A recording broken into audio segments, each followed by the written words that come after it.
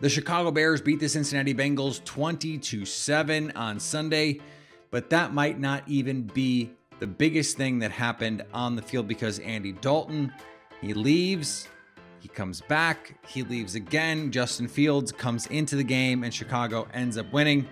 There was the famous Andy Dalton questionable to return, and there were many of us, myself included, who said, questionable to return, maybe for the season, not just in this game. Joining me now from Locked On Bears, Lorin Cox. And Lorin, was this enough for Justin Fields? I mean, it's not like he was spectacular, but the Bears won the game by defense. This is seemingly how the Bears win all their games. Some fumble luck. The defense makes some plays and the quarterback doesn't lose it. But I mean, where are we with Justin Fields at this point?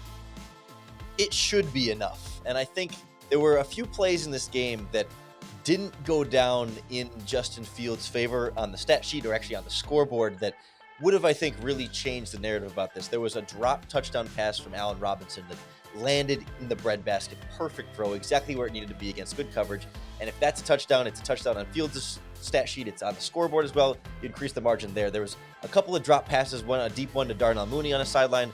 Cole Kmet had one that he caught for 15, 20 yards that was called back for a very weak offensive pass interference penalty. And I think you string together a couple of these plays that the actual throw from Fields was exactly what it needed to be, but none of them really counted on the stat sheet because of either receiver errors or referees or wherever you want to throw the blame.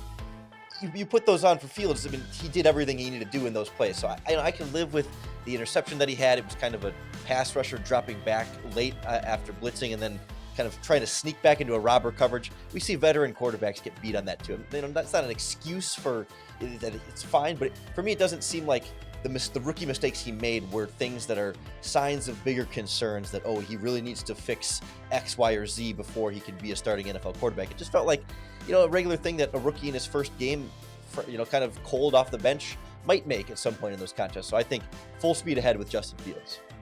So the interesting part of all this is that Andy Dalton is, he gets that, it's questionable, but we don't really get a full explanation for what happened or why he was held out or what the prognosis is moving forward. It seemed like, at least in real time, it was really just an excuse to see Justin Fields.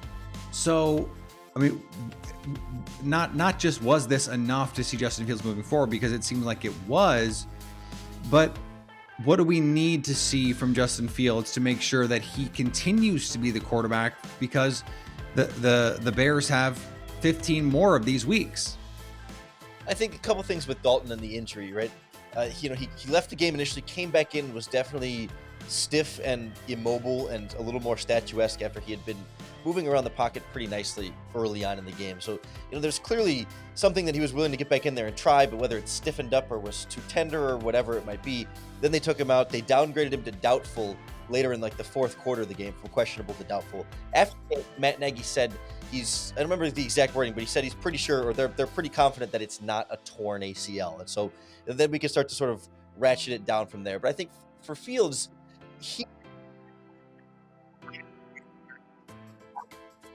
yeah, really. But, just trying to rule things out as far as I don't think the Bears think it's a truly season-ending injury at this stage. I mean, it's still just a chance that something gets uncovered, MRI or an X-ray or whatever they end up doing. I'm not sure what the plan is there, but it's probably more like a strain or a sprain or something, and we can kind of play it safely from there. But I think for Justin Fields, right, he needs to be on the field, I think, to keep learning in some of these ways that you can only simulate so much at practice, especially, he had a strip sack where he was trying to escape the pocket and someone came from behind him and knocked the ball out.